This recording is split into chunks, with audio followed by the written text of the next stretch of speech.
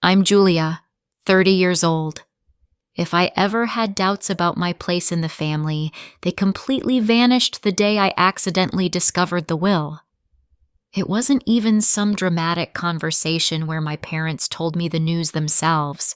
No, I found out about it completely by accident through sheer dumb luck. This happened a few months ago when I was at their home in Portland, the very house I had been helping to pay for the last 5 years. The mortgage, regular grocery shopping, repairs of everything that broke down. I was the one who kept everything afloat while my sister Emily did absolutely nothing.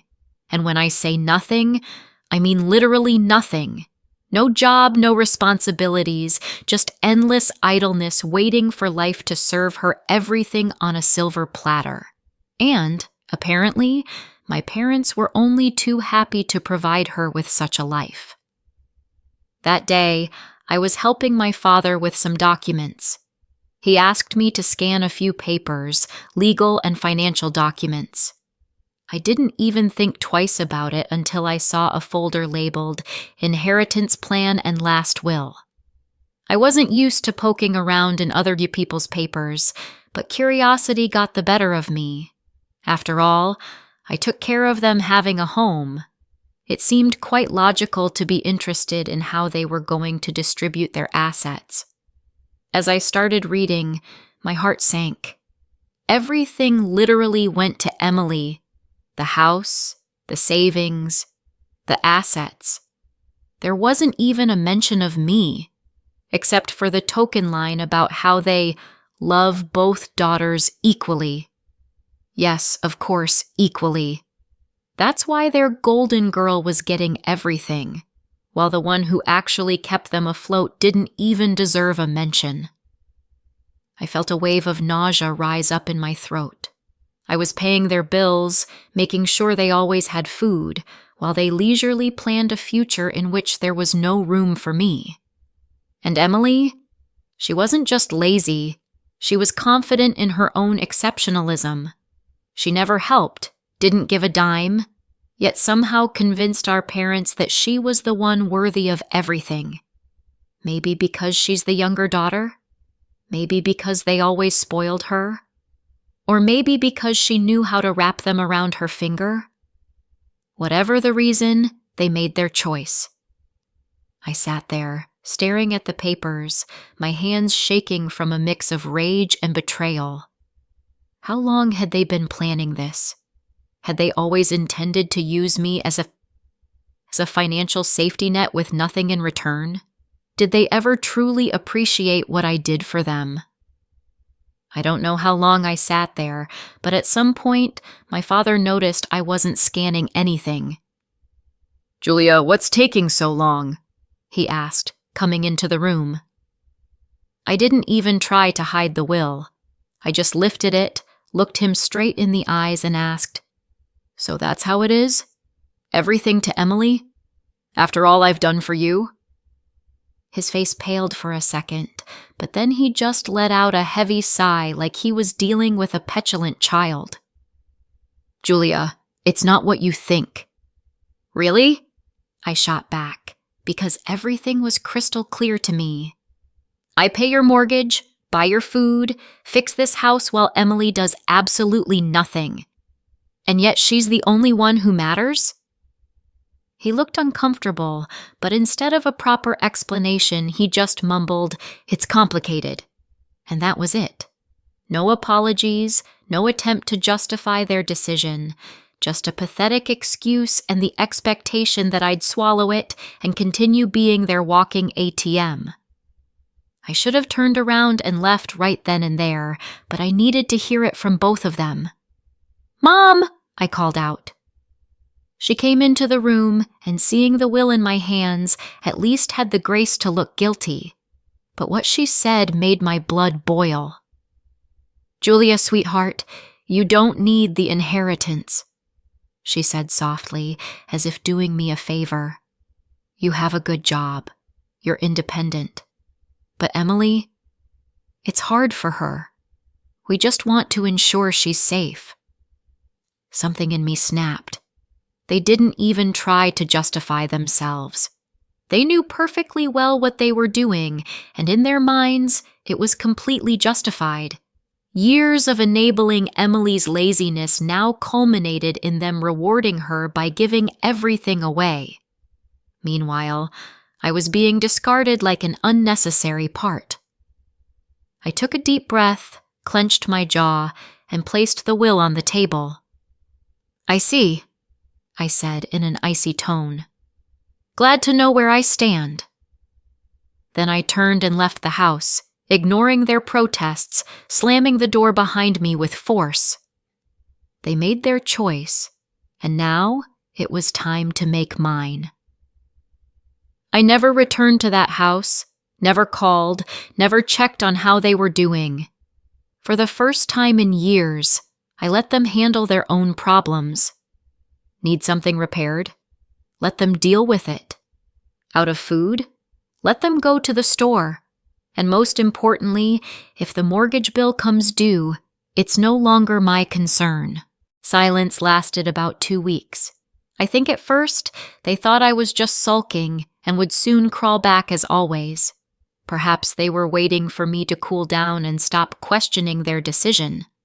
But the days passed, and there wasn't a word from me, and more importantly, no money. You could almost feel their attitude shift.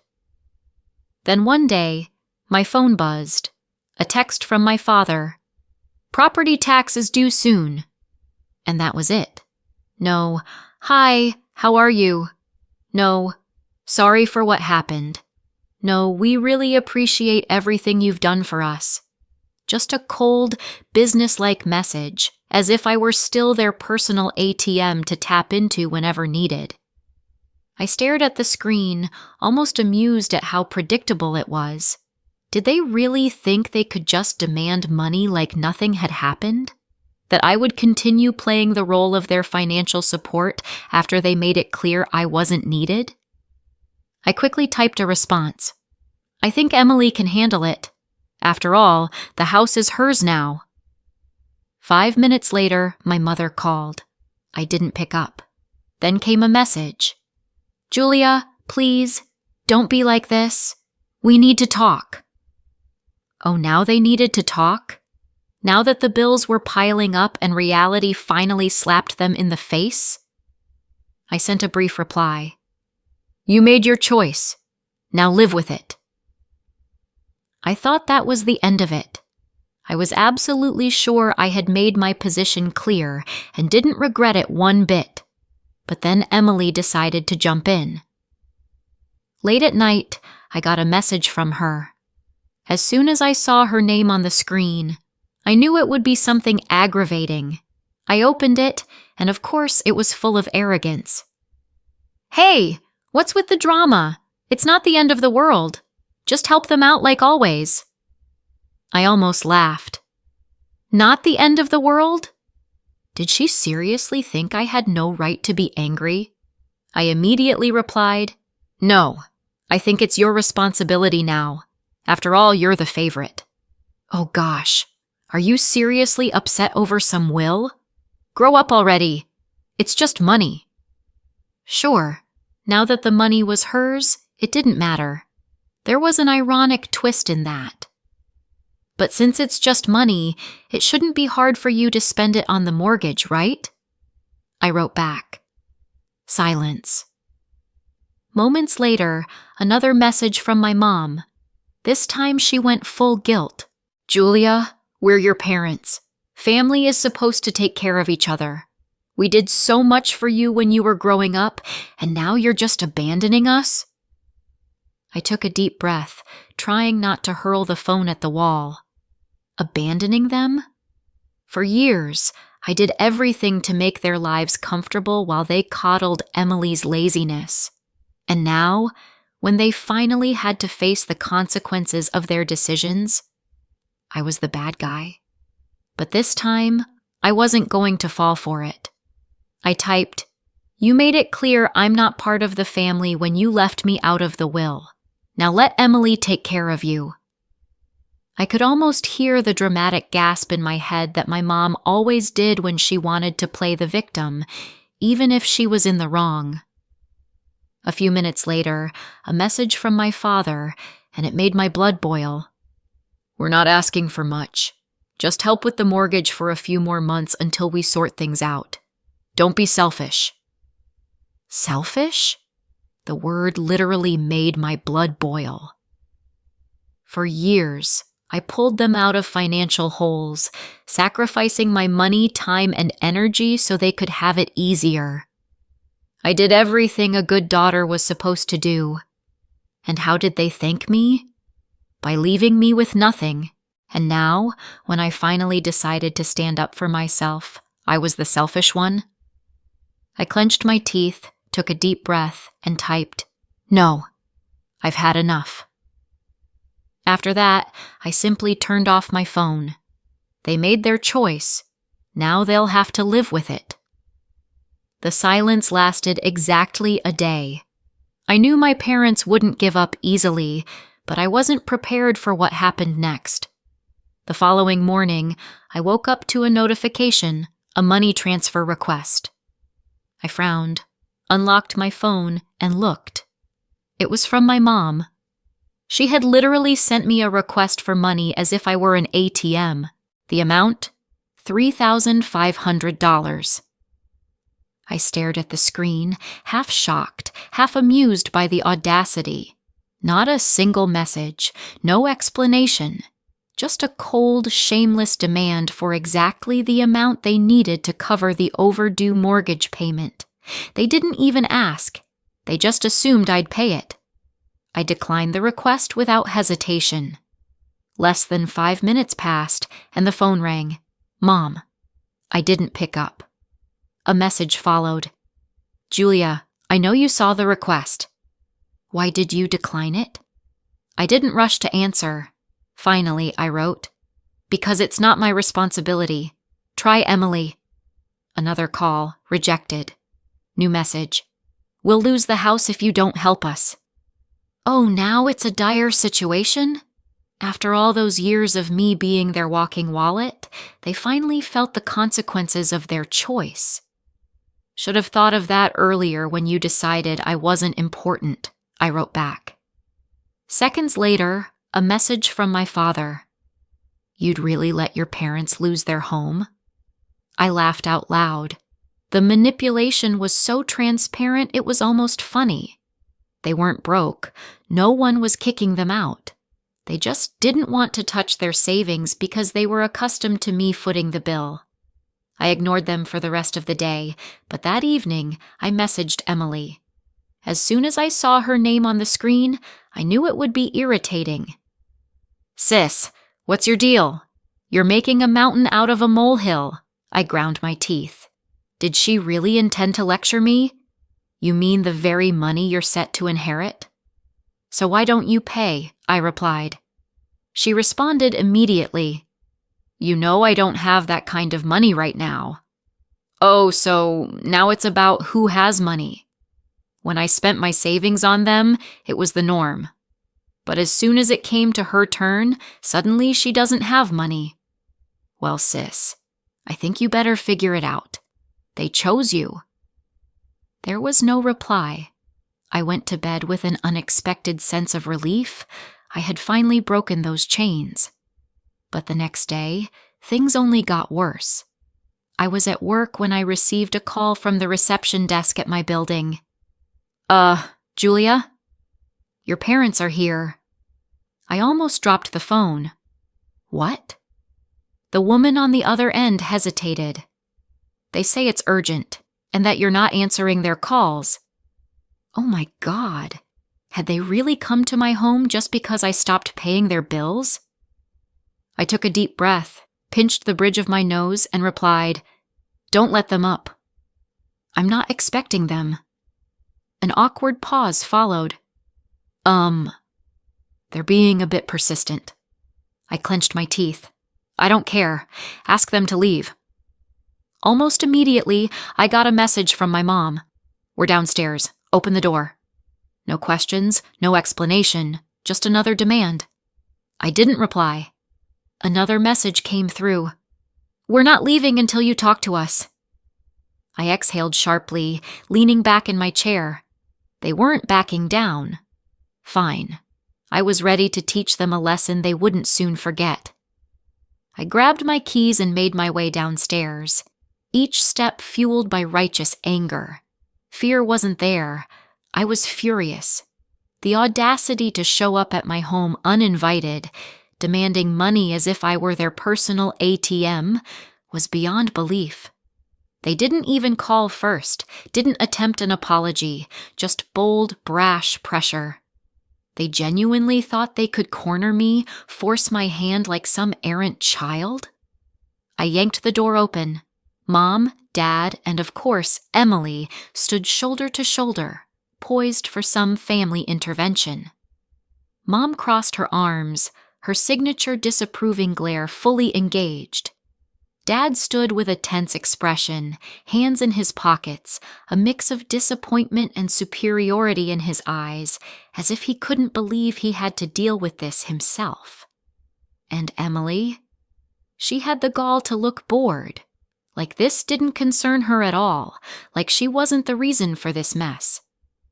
As soon as Mom saw me, she launched into the full theatrical display. "Julia, finally! We need to talk!" I leaned against the door frame, arms crossed. "No, you need to leave," she blinked, almost as if unable to fathom what I had just said. "You heard right." My voice was calm, controlled, yet firm. "You can't just come to my home and demand money. It's insane." Dad let out a derisive snort. "Are you really going to let us lose the house over some petty grudge?" I let out a cold chuckle. "Petty grudge? You mean the one where you decided I'm good enough to pay your bills, but not good enough to be in the will? That grudge?" Mom gasped, her hand going to her chest like I'd struck her. "Julia, that's not fair. We just did what was best for the family." I tilted my head, looking at her with clear curiosity. "Best for the family? You mean best for Emily. Just say so." Silence. Heavy, thick silence. Emily, who had been suspiciously quiet, finally decided to speak. "Listen, I didn't want to get involved." I turned to her and let loose the anger that had been building. "No, you just sat back and accepted everything handed to you. Get a damn job." Her face flushed instantly. "Are you serious?" "You heard me." I stepped forward. "You want to inherit the house? Act like a homeowner. Want to be the golden girl? Pay their damn bills." I straightened, arms crossed. "I'm done being your personal bank." Emily glanced away, suddenly fascinated with the ground. Mom drew a deep breath, bracing for another emotional appeal. "Julia, she's your sister." I nodded. "Yeah, and I've supported her longer than you ever have." Dad's face went dark. "How dare you?" I laughed genuinely. "Oh, the irony is rich, isn't it?" I gestured towards them. "You two decided Emily deserves everything while I get nothing." I leaned in closer. "Now that you're facing the consequences of your choice, you're trying to make me fix it." I shook my head. "It won't work." Mom's voice hardened. "We thought you'd be the adult in this situation." I raised an eyebrow. "Oh, you mean adult enough to swallow betrayal and keep paying your bills?" I shook my head. "Let's not pretend, Mom." "That's exactly what you wanted." Dad stepped forward, trying to exert the authority he wielded when I was a child. "Julia, we raised you. We fed you, clothed you, gave you everything you have." He raised his eyebrows. "The least you could do is help us out now." I met his gaze. "I have helped. For years." I leaned in closer. "And you thanked me by writing me off." "We thought you would understand." I let out a heavy sigh, shaking my head. "Oh, I understand perfectly." I looked up at them. "I understand that to you, I was never family. Just a wallet." Silence again. But now it was suffocating. I turned to Emily, who was still acting like she wasn't there. And you? Do you have any excuse? I crossed my arms. You've had years to grow up, to take control of your life, to do something, anything. But you didn't. I paused, and then looked her straight in the eye to deliver the last thing I had to say. Because you knew they would always take care of you. I squinted. And when they're gone? You just expected me to pick up the slack? What do you want me to say? Emily finally burst. I didn't ask for this. I nodded slowly. Exactly. You didn't ask. You just took advantage. Her mouth opened but then closed again. She had nothing to say. Mom made one last attempt to guilt-trip me. We're family. I looked at her for a long moment, then slowly responded. Exactly. So why did you never care about me? She froze. No words, no excuses, nothing. I took a deep breath, feeling lighter than I had in years. We're done. I turned, went back into my apartment, and shut the door in their faces. I hadn't even reached the couch when my phone buzzed. A message from Mom. You're really going to abandon us? I smirked, typed out a response. Number you abandoned me. I'm just finally at peace with it. I hit send and then blocked their numbers, but I hadn't anticipated how much it would escalate the situation. In less than a day, it spiraled out of control. I started noticing posts on Facebook. My parents had never been particularly tech-savvy, but somehow they knew how to stir up drama on social media. At first, I thought it was just one of their theatrical antics, given their penchant for airing family grievances publicly. But the more I scrolled through the feed, the clearer it became. It wasn't just about me stopping financial support. The posts were disguised as familial love, but were actually veiled shots taking aim at me. Mom posted something along the lines of, I didn't raise my children to forget family values. And in the comments, her friends chimed in about how I was a disappointment and had forgotten what was important in life. Dad added his own bit. A real family doesn't abandon each other in tough times. We gave everything to our children, and now we get this kind of gratitude. Our daughter, who was supposed to help us, chose to leave. And he tagged me in the post, ending it with a passive-aggressive, I hope you're happy now. But the biggest blow came from Emily. I should have expected she wouldn't miss the chance to add fuel to the fire. She made a post full of lies. Some people think family is all about money. They don't understand that family is about love and sacrifice. I would do everything for my parents, but some people just can't grasp that. They're too focused on themselves to understand that true love is caring for those who raised you. Of course, she added a thinly veiled jab at me. I wish someone could understand what it means to be a real family. I love my parents and am grateful for everything. That was the last straw. I sat there staring at the screen in complete shock. How did we even get here? They had completely twisted the situation. Now I was the villain, the selfish daughter who refused to support her sacrificial parents, the daughter who didn't appreciate all the love they gave her. How could they? I had always been the one who cared, who helped, who never complained. And now I had to make peace with the fact that they convinced themselves of their righteousness and were now telling everyone I was the problem. I didn't want to react immediately. I took a pause, cooled down, and waited a few hours. I didn't want to engage in a petty online war. But the more I thought about the situation, the clearer it became. I couldn't leave it like that. They decided to smear my name? I would set the record straight. I picked up my phone, opened my personal Facebook account, which I kept for close friends and actual family, and started writing a lengthy post. I didn't want to play their games. I didn't want petty back and forth. I wanted to tell the truth. Here's what I wrote. I've been silent these past few days, but I can't stay silent any longer. My family is spreading a myriad of lies about me online. They're painting me as the villain who refused to help during a tough time. It's time to set the record straight. I've always helped my family from the moment I got my first job. I was the one paying bills, buying groceries, supporting them in any way I could.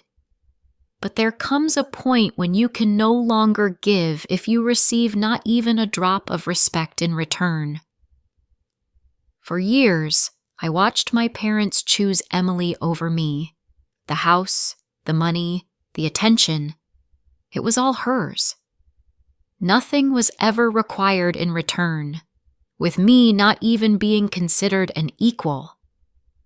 I'm sure some of you think that's how family should be, but the truth is, family is a two-way street.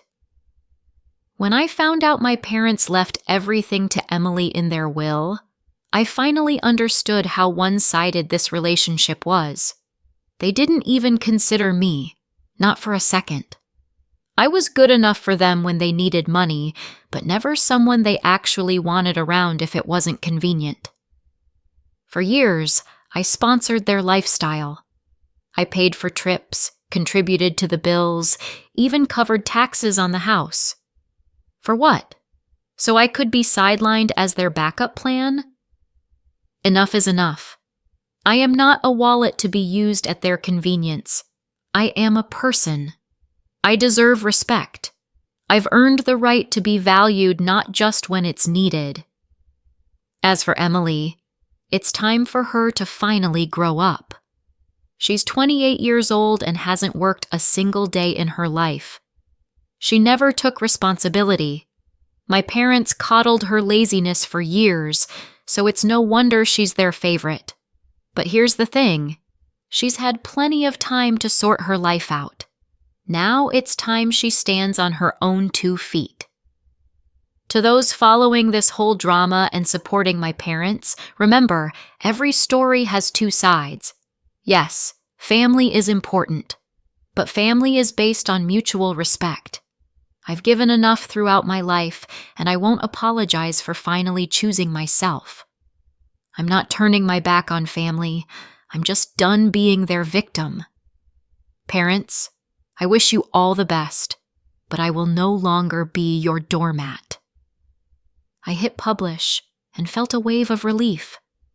For the first time in my life, I told the truth about my family, about how they had used me for years, about how they expected me to always be their savior, and how they never considered what I needed. I will no longer let them control my narrative. The reaction was immediate.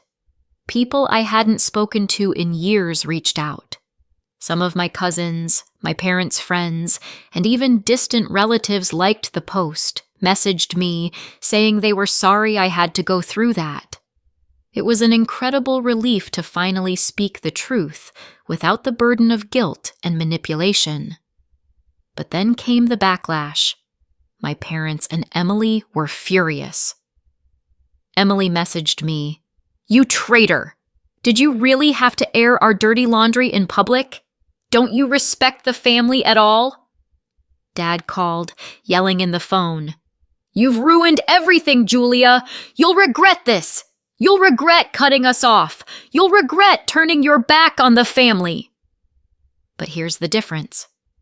I didn't regret it. Not for a second. I blocked all of them. I was done. And for the first time in my life, I was free. Free from their toxic influence. Free from being the scapegoat. Free from the endless expectation that I'd fix their problems time and time again. As the days went by, I felt a weight lift off my shoulders. I was done being the person who was only expected to give and receive nothing. Now I had the freedom to live the way I wanted. So no, I don't feel guilty for cutting them off. I deserve better. I still deserve better. And from now on, I choose to surround myself with people who value me for who I am, not for what I can give. It's time to move forward. And I will. Did you like the story? Write your opinion in the comments. Don't forget to subscribe to the channel and turn on notifications so you don't miss the next interesting story. See you tomorrow.